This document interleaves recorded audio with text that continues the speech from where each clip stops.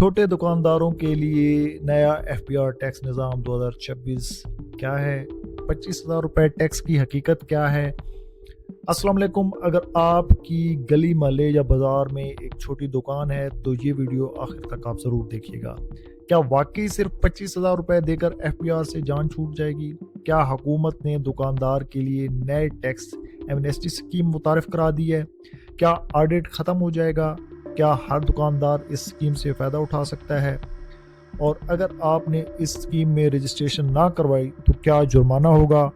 آج ہم income tax ordinance 2000 کے تحت سیکشن جو SRO ایشو ہوا ہے 1109/2026 اس کی جو SRO کی حقیقت ہے اس کے اوپر روشنی ڈالیں گے. آپ اگر اس چینل پہ نیو ہیں تو کائنڈلی میرے چینل کو سبسکرائب کر دیں، لائک کریں، شیئر کریں تاکہ اس طرح کی آپ کو اپڈیٹس ملتی رہے. اہم قانونی پس منظر جو ہے وہ کیا ہے؟ 14 جولائی 2026 کو فیڈرل بورڈ آف ریونیو نے ایک SRO جاری کیا، SRO 1109/2026. ڈرافٹ میں اس میں کیا کہا گیا؟ جو ڈرافٹ جاری کیا گیا سب سے پہلے سمجھنا یہ ضروری ہے کہ یہ فائنل قانون نہیں تھا بلکہ ڈرافٹ اسپیشل پروسیجر تھا جس پر اعتراضات اور تجاویز طلب کی گئی.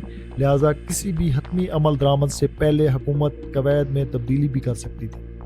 اس اسکیم کا مقصد کیا ہے؟ حکومت کا بنیادی مقصد یہ تھا کہ زیادہ سے زیادہ چھوٹے دکاندار ٹیکس نیٹ میں آئیں، ریٹرن فائلنگ آسان ہو، پیچیدہ اکاؤنٹ ختم ہو، رضاکارانہ کمپلائنس بڑھے، ٹیکس دہندگان کی تعداد میں اضافہ ہو. یعنی حکومت ریونیو بڑھانے کے ساتھ ساتھ کمپلائنسز بھی بہتر کرنا چاہتی ہے. تو یہ ان کی کلیئر انٹینشن تھی. کن دکانداروں پر یہ اسکیم لاگو ہوگی؟ یہ سہولت صرف ان افراد کی تجویز کی گئی ہے جن کی سالانہ ٹرن اوور 2 کروڑ نہیں بلکہ 20 کروڑ روپے تک ہوگی اور آمدن بنیادی طور پر ریٹیل شاپ سے ہے.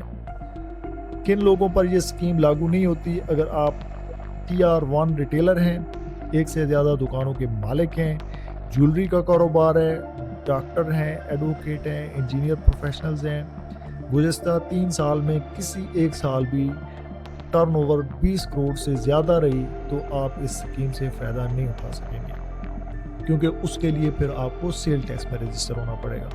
کیا یہ لازمی ہے؟ نہیں، یہ لازمی نہیں ہے. یہ والنٹائرلی اس میں لکھا گیا ہے کہ کوئی اس میں پارٹ ہو سکتا ہے. تو ریگولر ٹیکس ریٹرن جو ہے وہ فائل کرنا پڑے گی. اس میں اسپیشل پروسیجر کو اختیار کریں گے آپ تو فیصلہ ٹیکس پیئر کرے گا. سب سے اہم سوال جو ہے وہ کیا ہے کہ کیا صرف 25,000 روپے ٹیکس دینا ہوگا؟ یا لوگ اکثر جو ہے نا غلط فہمی کا شکار ہیں.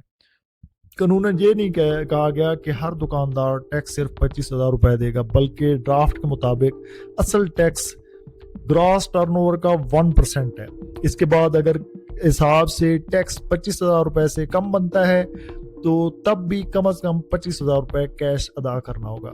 یعنی ٹیکس پیبل یا 25,000 جو بھی زیادہ ہوگا وہ ادا کرنا ہوگا. مثال کے طور پر اگر کسی دکاندار کی سالانہ فروخت 50 لاکھ روپے ہے اور اس کو 1% بنتا ہے 50,000 روپے، لہٰذا 25,000 نہیں ہوگا، وہ 50 ہوگا تو ادا کرنے ہوں گے اسے. اسی طرح اگر کسی کا ٹرن اوور 10 لاکھ ہے تو اسے 1% صرف 10,000 بنتا ہے لیکن پھر بھی اسے کم از کم 25,000 ادا کرنا ہوگا. کیا ود ہولڈنگ ٹیکس ایڈجسٹ ہوگا؟ جی بالکل ایڈجسٹ ہوگا. اگر پہلے ہی ود ہولڈنگ ٹیکس کٹ چکا ہے تو اسے ایڈجسٹ کیا جا سکتا ہے، لیکن اگر پہلے سے کٹا ہوا ٹیکس واجب الادا ٹیکس سے زیادہ ہو تب بھی ریفنڈ نہیں ملے گا. کیا آڈٹ نہیں ہوگا؟ یہ سب سے زیادہ غلط سمجھی جانے والی بات ہے. ڈرافٹ میں یہ نہیں لکھا کہ ہمیشہ آڈٹ ختم ہوگا بلکہ یہ لکھا گیا ہے کہ اگر تھرڈ پارٹی انفارمیشن سے معلوم ہوا کہ غیر معمولی لین دین ہوا ہے، مہنگے اثاثے خریدے گئے ہیں، اسکیم کا غلط استعمال کیا گیا ہے تو کارروائی ہو سکتی ہے.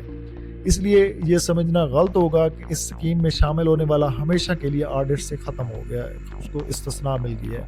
کیا POS سسٹم بھی ختم ہو جائے گا؟ ایلیجیبل شاپ کیپر کے لیے POS اور ڈیجیٹل انوائسنگ کی شرط نہیں ہوگی. یہ ایک بڑی سہولت تجویز کی گئی ہے.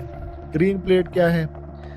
اس اسکیم کے تحت ایک QR کوڈ والی گرین پلیٹ جاری کی جائے گی جس پر دکان کا نام، MTN ایڈریس ہوگا اور ڈرافٹ کے مطابق اس پلیٹ کو موجودگی میں FBI अफसरान टैक्स पेयर की दुकान में दाखिल नहीं होंगे जब तक कोई कानूनी वजह या कोई कानूनी एविडेंस मौजूद ना हो।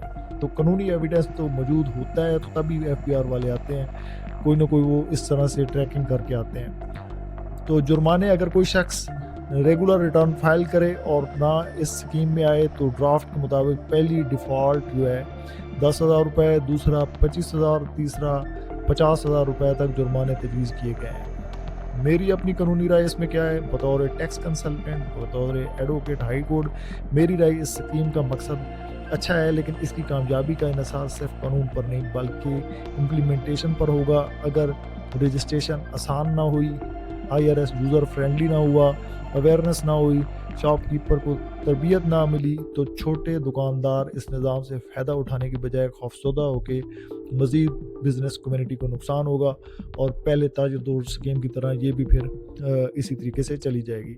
दूसरी तरफ अगर हुकूमत आसान मोबाइल ऐप, सादा return, compliance cast, tax facility फ्राहम करती है तो लाखों अफराद नए रज़ाकाराना तौर पर टैक्स नेट में आ सकते हैं।